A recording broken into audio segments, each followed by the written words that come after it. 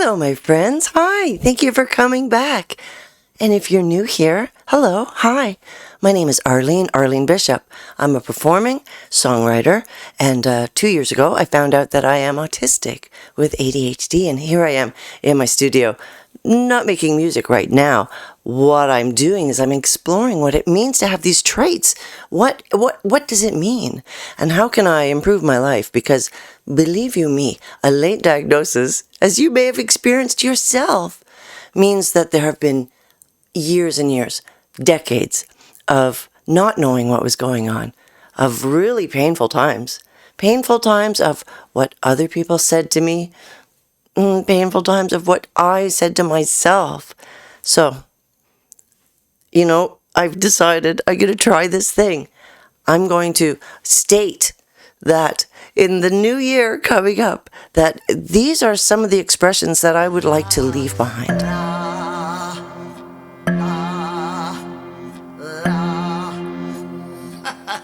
The New Year idea, the New Year concept is so weird, right? But okay, let's embrace it. It's a new year. So I would like to, in this new year, not experience some of the more cruel statements that I have been saying to myself for a long time. I don't want to say them anymore. Yeah, they're coping mechanisms. I developed them a long time ago, and I share them with other people who are autistic. So I don't know if these are painful for you or if you experience these, but here are a bunch. I didn't want to say that there are 9, but there are 9. And you're not going to believe the last one. The last one is the most amazing one. Have you ever heard this? People say you're weird. Somebody has said to me, people have said to me that other people say I'm weird. I don't know why other people would provide that information. I don't know. It's kind of a mean thing to do, right? It's the everybody's talking about you thing. Everybody says you're weird. Other people say you're weird. Okay, well, so what? I am not going to say that to myself anymore. Yeah. That's right. I, like so many other people, I have a really hard time asking for help.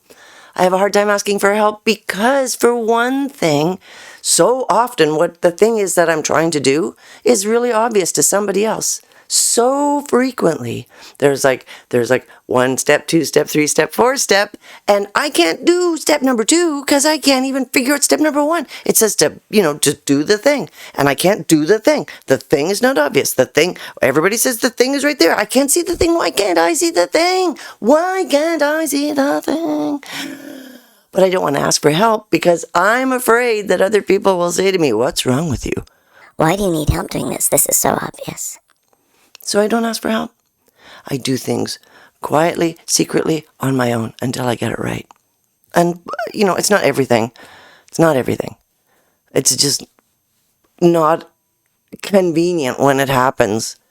Yeah, I can't control when it happens. It's terribly inconvenient. But I am going to learn to ask for help. I'm going to ask for help more frequently. That's how I'm going to handle that one. Instead of saying to myself, don't ask for help, it's too risky, I'm going to say to myself, I can get help. Oh, you know what? Here's just a little, what do you call it? Here's what do you call it? Where do you go off on that tangent? Here's a little tangent. Why did I love YouTube to begin in the first place? Because that's where you can get help. You can search, you can find out, I can ask, how do I do a such and such? And there'll be videos on how to do the things that I want to do. Like this. I hope this is helpful. If it's helpful, all those things. Politicians ruined that, right? They ruined it. They ruined, not that it was ever really cool to begin with, but, the Vaughns, what can you do? Henry Winkler. Yum, yum, yum, yum, yum. Hello, sweetie, I love you. Yum, yum, yum, yum, yum, yum. Legend. I'm not good at self-promotion. Subscribe, like, share, comment. I'd love to hear from you.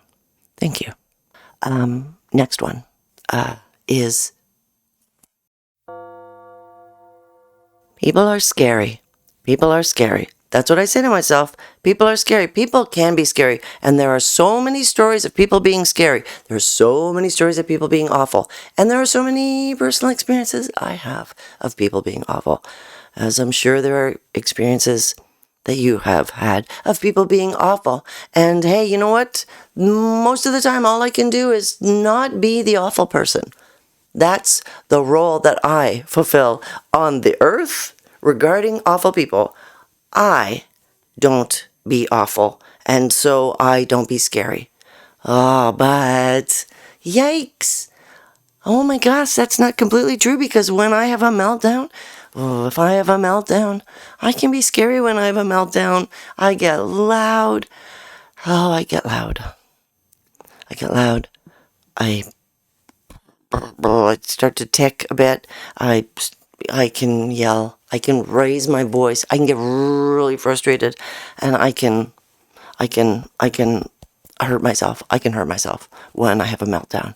So I don't want to have a meltdown. So maybe that's why I think people can be scary, because I think about myself. So how can I handle this? What can I do? I guess I should have thought about this. I did think about this. Here's what I'm going to do. People are scary. Yep. Some people are scary. Some people are not scary. Some people are safe. Some people are loving. Some people are good people to have around. Scary people?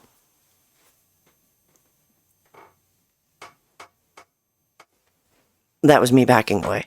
I back away from the scary people. I'm not interested in the scary people. Yeah, I'm not interested in converting them. I'm not interested in helping them get through their issues. I'm not interested in coming forward and being their next victim. So scary people. Not all people are scary.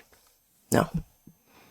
As my son, when he was just little, provided a song lyric for me, the second line in a song. I wrote the first line. People can be cruel. And he wrote the second line. And he was just a little person.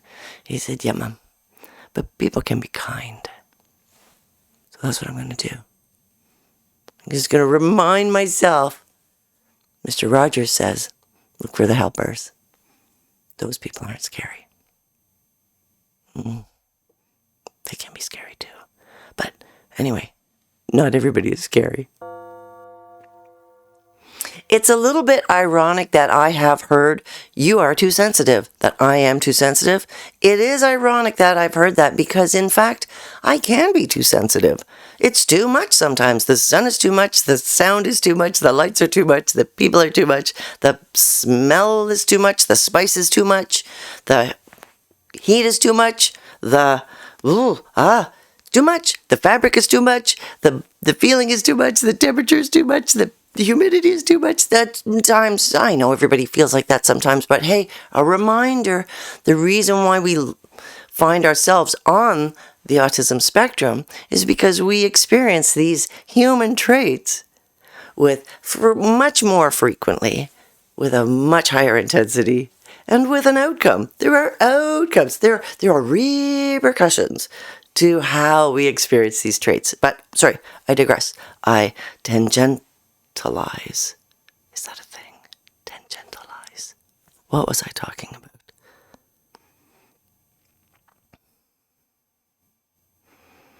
Too sensitive. That's what I was talking about. Yeah, I looked at my notes. Too sensitive. But I like being too sensitive. Sometimes, a lot of times, I like being too sensitive. I love the feel of a breeze. Oh my gosh, I love the feel of a breeze. A little breeze. I love hearing trees talking. You know, the sound of leaves. You have to listen to hear the trees talk. I love the sound of the snow crunching. I love the feel of snowflake landing on my face. It's a wonderful feeling. And when I love intensely and deeply. And I really like that feeling. Yeah. And I guess that's why I'm a songwriter. Because I have big feelings. Because I am sensitive. So yeah, I am sensitive So I'm just going to reduce that one, and I'm going to turn that into, instead of I'm too sensitive, I'm just going to say, yeah, I'm sensitive. Just the right amount.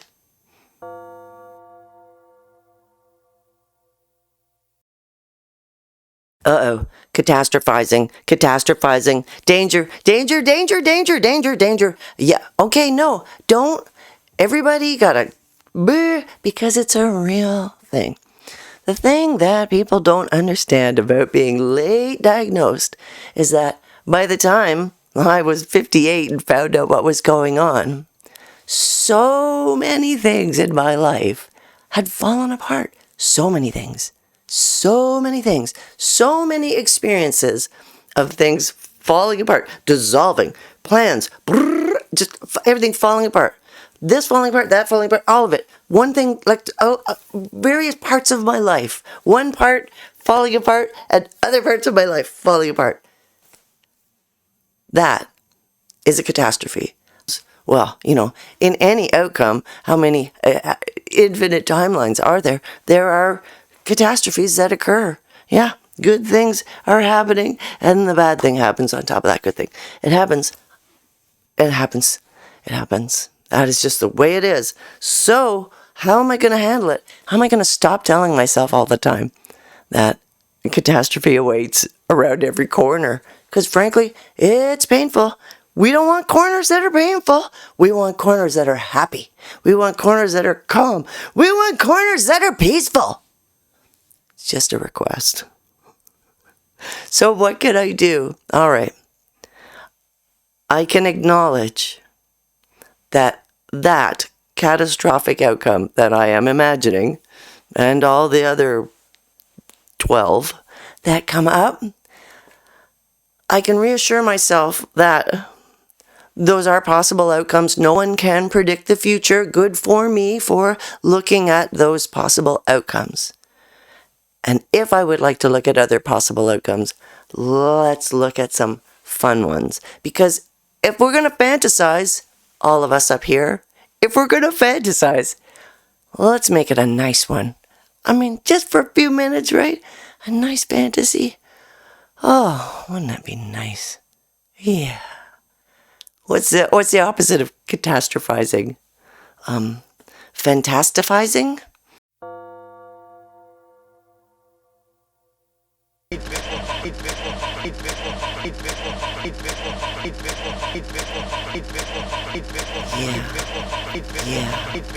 Yeah. Yeah. Yeah. Ooh!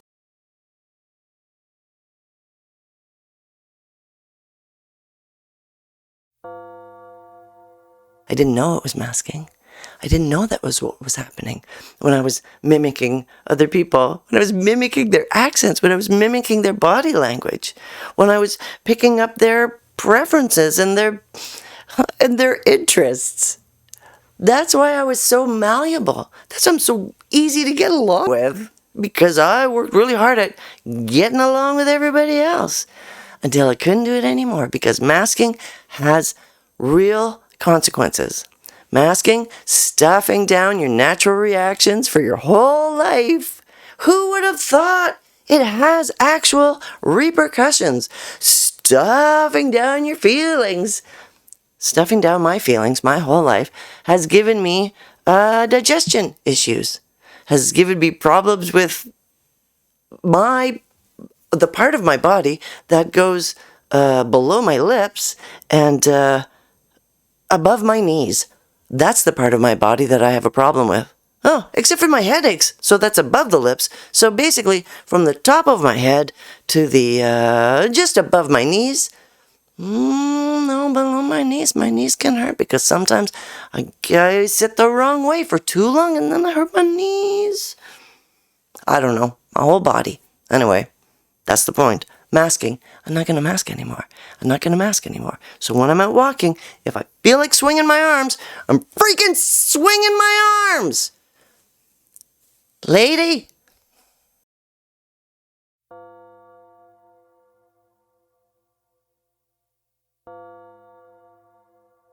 Anxiety, anxiety, anxiety, anxiety. all the time, which I guess is kind of like catastrophizing. It's part of people, worried about people worrying that they're going to be mean to me. Yeah, anxiety. I've got anxiety all the time. I got anxiety about, stupid. I got anxiety all the time. It's exhausting. The solution to anxiety is to not have anxiety, is to relax. So, well, I don't know. Well, that's my interpretation, that the opposite of anxiety is relaxation. I like to relax. I work hard at relaxing. I'm an incense, meditating, soft cushions, soft fabrics, quiet lighting. That's me. That's my vibe, baby. Because I like to be calm. Because the world feels like chaos. I like to be calm. So, what am I going to do? How am I going to relax? How am I going to not be anxious? I don't know. I am already working on scheduling, putting stuff in my calendar so I don't have to remember things, right? Putting everything in a central location. I might post-it note, but I got to put all my post-it notes together and sort of centralize, go through my notes and stuff on a project, and try to organize a little bit with my family things. So that's my attempt. Oh, if you've got suggestions, I would love to hear them. Okay, and then the last thing, thank you so much for hanging around. I'm so glad that you did. I really appreciate it. I hope this wasn't too long. I hope you're getting a break during this break for some. I hope you're getting a break. Okay, the last thing that I was thinking, that I no longer want to tell myself, now that I know that I'm neurodivergent, now that I know that I'm autistic, now that I know that I ADHD, I gotta stop telling myself to make money. I gotta make money. Gotta work, make money, work. Because the problem is, the work that I do, the work that I like to do, it doesn't make any money at all. The work that can make me money, I don't even know what that is. I am so out of that world. I'm just lucky that I've been doing what I've been doing with the people that I've been doing it with. I'm really freaking lucky. And it's not gonna last forever. Catastrophize! But I don't want to worry about money. I hate money. Money is so stupid. Money. But I could be a billionaire, actually, and I don't even know it. So that's what I'm gonna remember, that any second now I could be a billionaire, which is how most of the earth apparently operates. We all pretend that any second now we're going to be a billionaire, and our rights must be maintained. Okay, no, I'm just being silly. What am I going to do? What am I going to do about making money? I don't know. I'm just going to keep trying to make enough. I hope you're making enough. You take care of yourself. I'm going to take care of myself. I hope this has been helpful. Thank you very much for a fabulous first year on YouTube. I have really enjoyed my time with you, and I will see you soon. Bye.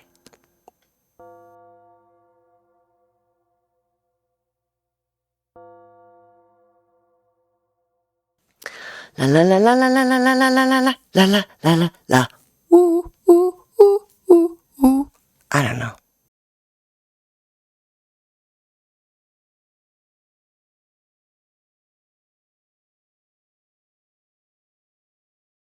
It's all gone. We barely made it out.